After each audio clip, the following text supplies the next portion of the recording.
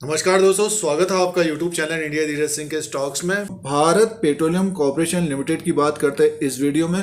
Stock price 425 के आसपास कारोबार कर रहा है आज 9/2/2021 को। एक तरह से भारत पेट्रोलियम कॉर्पोरेशन का जो स्टॉक है पिछले कुछ दिनों से रेंज बाउंड कारोबार कर रहा है। खबर जो एक बनी हुई है स्टेक सेल की, तो गवर्नमेंट के द्वारा स्टेक सेल होगा आने वाले दिनों में। पिछले एक साल से तो एक तरह से हमने देखा कि पिछले एक साल से ये खबर बनी हुई है और पिछले साल एक तरह से तेजी हुई थी, काफ़ी लोग ट्रैप भी हो गए थे उस वक्त। बट तब भी एक तरह से बताने की कोशिश थी कि अगर स्टेक सेल होगा तो स्टॉक में गिरावट भी की संभावना रहती है, एक तेजी आती है उसके बाद फिर गिरावट रहती है। बट ये है कि भारत पेट्रोलियम कॉर्पोरेशन लिमिटेड एक बड़ी कंपनी रही है पब्लिक सेक्टर में। जैसे कि हम लोग यूज़ भी करते हैं, पेट्रोल आप देखते होंगे या फिर गैस का बात कर लीजिए। तो दोस्तों, चैनल पर अगर आप नए हैं तो सब्सक्राइब और बेल आइकन को प्रेस करिए। आप लोगों को यूट्यूब की तरफ से नोटिफिकेशन मिलता है जब भी न्यू वीडियो अपलोड होता है, और लाइक का बटन भी हिट कर दिया गया। एक तरह से भारत पेट्रोलियम कॉर्पोरेशन लिमिटेड बड़ी कंपनी रही है दोस्तों, पब्लिक सेक्टर की बड़ी कंपनी और प्रॉफिटेबल कंपनी है। डिविडेंड देती है कंपनी, लगभग अब की बार भी डिविडेंड दिया है। मार्केट कैप की बात करते हैं 92,334 करोड़ का इस वक्त, फेस वैल्यू 10 रुपीज़ का है।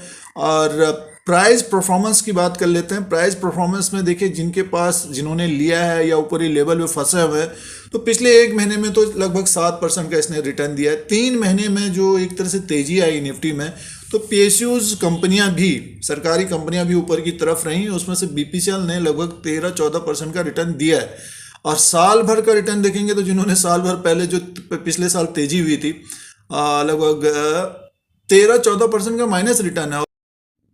दोस्तों, ये बीपीसीएल का Q3 का रिजल्ट है। स्टैंडअलोन के जो नंबर्स हैं उसे देखते हैं। दिसंबर 2020 का ये कॉलम है और सितंबर 2020 का ये कॉलम है। सबसे पहले सेल्स की बात करते हैं। सेल्स में देखिए 66,731 करोड़ का सेल्स हुआ है, और दिसंबर 2019 में 74,732 करोड़ का, यानी मीन्स सेल्स कम हुआ है। और सितंबर 2020 के हिसाब से सितंबर 2020 में 50,146 करोड़ का, तो यहाँ से एक तरह से बढ़ गया हुआ है। तो यहाँ पिछले क्वार्टर के हिसाब से ग्रोथ है, बट एक साल पहले के हिसाब से देखें तो कम है।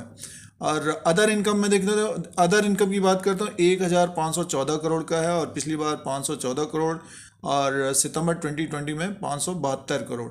तो एक तरह से अदर इनकम थोड़ी सी ज़्यादा हुई है।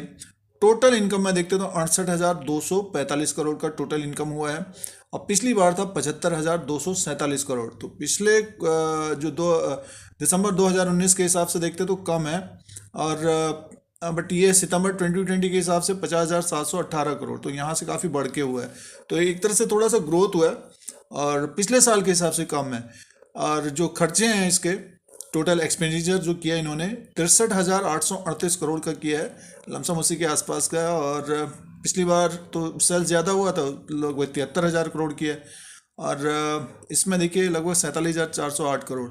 और अब आगे की तरफ चलते हैं, इसकी प्रॉफिट की बात करते हैं सीधे। अब नेट प्रॉफिट की बात करते हैं तो एक तरह से 2,777 करोड़ का हुआ है।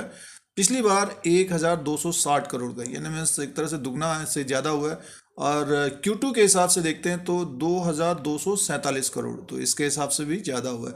बट ये कि सेल्स कम हुआ है, पिछले साल के अनुसार अगर हम देखते हैं तो सेल्स कम हुआ है, और Q2 के हिसाब से देखते हैं तो एक तरह से सेल्स ज़्यादा है। बीपीसीएल का अर्निंग पर शेयर इस क्वार्टर में 11.43 का है, पिछली बार 8.69 का था, और Q2 में 10.56 का, थोड़ा सा इंप्रूवमेंट हुआ है।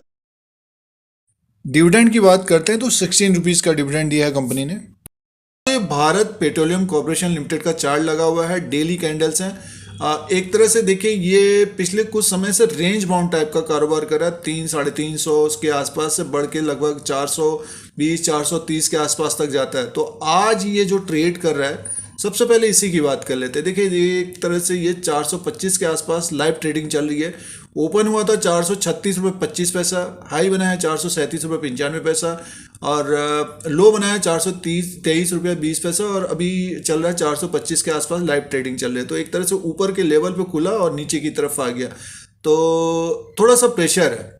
तो लगभग देखिए पिछली बार जब लोअर लेवल पे था तो काफ़ी लोग एक तरह से पूछने की कोशिश कर रहे थे कि कब तक बढ़ेगा, तो बताने की कोशिश, Q3 का रिजल्ट निकलना है और इसका जो टारगेट होगा लगभग 420 से 430 तक, तो एक तरह से हासिल हो गया। और इससे पहले भी इसी तरह का हुआ था। देखिए नीचे की तरफ आया फिर ऊपर की तरफ गया, तो अब की बार तो इसको ब्रेक करके ऊपर की तरफ कारोबार कर रहा है। अगर ये आज लगभग 429 430 के ऊपर क्लोज होता है तो एक तरह से फिर इसका ऊपर का टारगेट होगा दोस्तों। लगभग ये टारगेट होगा हमारा ये देखिए, ये फिलअप गैप को फिल करता हुआ जाएगा लगभग 440, और उसके बाद एक देखिए 450 तक ये जाता हुआ दिख सकता है। काफी ऊपर के लेवल से एक तरह से बीपीसीएल गिरा है, बट ये है कि 430 432 के ऊपर क्लोज होता है तो लगभग 450, और फिर इसको गैप ये पूरा बढ़ता हुआ दिख सकता है, लगभग 470 तक जाता हुआ दिख सकता है। अब रिजल्ट बेटर आया है करके एक तरह से देखिए, जो भी ट्रेड कर रहे हैं इस वक्त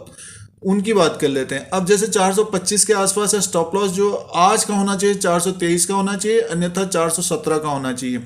अगर 423 का नहीं लगाना है, 417 का स्टॉप लॉस जरूर लगाइए, और इंट्राडे में ही स्क्वायर अप कर लीजिए, चाहे प्रॉफिट हो रहा चाहे नुकसान हो रहा। बट जिन्होंने यहाँ पे लिया है 370 360 के आसपास लिया है, तो उनको क्या करना है, उनका स्टॉप लॉस होना चाहिए दोस्तों लगभग 410 413 का होना चाहिए। प्रॉफिट वाला प्रोटेक्ट, जो प्रॉफिट को प्रोटेक्ट करने के लिए 410 और 413 का होना चाहिए। अगर और भी नीचे की तरफ तो 400 के आसपास का। बट ये है कि जैसे ही ऊपर की तरफ 430 के ऊपर जाता है तो फिर अपना स्टॉप लॉस बढ़ा 417 420। तो जिनका टारगेट लगभग 450 का है, तो उनको क्या करना चाहिए कि अभी होल्ड करना चाहिए इसको, और स्टॉप लॉस के द्वारा बने रहना चाहिए।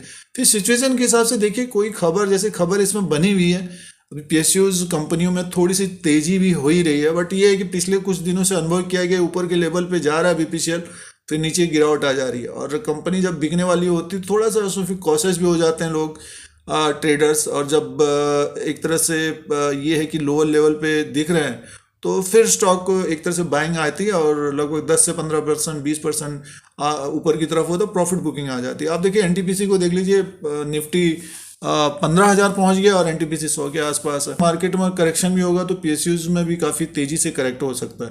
तो जो भी नए इन्वेस्टर्स हैं थोड़ा सा अपना ज्ञान बढ़ाना चाहिए, तभी ट्रेडिंग करना चाहिए। सारे पीएसयूज कंपनी को ले लो, बड़ी कंपनी रहेगी, बट ये कि कुछ साल पहले काफ़ी तेजी से बढ़ता था, बट जब से स्टेक सेल की बात आ रही है तो बीपीसीएल में एक तरह से कमजोरी रही है और रेंज बाउंड कारोबार कर रहा है। अब इसका देखिए मंथली कैंडल के हिसाब से चेक कर लेते हैं, तो मंथली में तो एक तरह से देखिए ये जो कैंडल बना हुआ है ग्रीन बना हुआ है फरवरी के में, देखिए जिन्होंने लोअर लेवल पे लिया है, थोड़ा सा समय देना चाहते हैं, डिविडेंड भी लेना चाहते हैं, तो इसको रीड करते हैं। 387 रुपये 20 में ओपन हुआ है, हाई किया है 437 रुपये 95 आज ही किया है इसने, लो है 381 और अभी चल रहा है 425। तो जिनके पास अगर ये नीचे के लेवल पे है या ऊपर के लेवल पे, तो ऊपर के लेवल वाले तो बेचेंगे नहीं, बट ये है कि लोअर लेवल जिनको प्रॉफिट हो रहा है तो लगभग 400 410 का एक स्टॉप लॉस होना चाहिए। जैसे ही ऊपर की तरफ जाता है तो अपने स्टॉप लॉस को बढ़ा लेना चाहिए, प्रॉफिट को प्रोटेक्ट करना चाहिए। इसका जो टारगेट है जैसे कि 450 455, फिर इस कैंडल को शायद बढ़ता हुआ दिखे ये आने वाले समय में, और हो सकता है कि नेक्स्ट मंथ तक 470 478।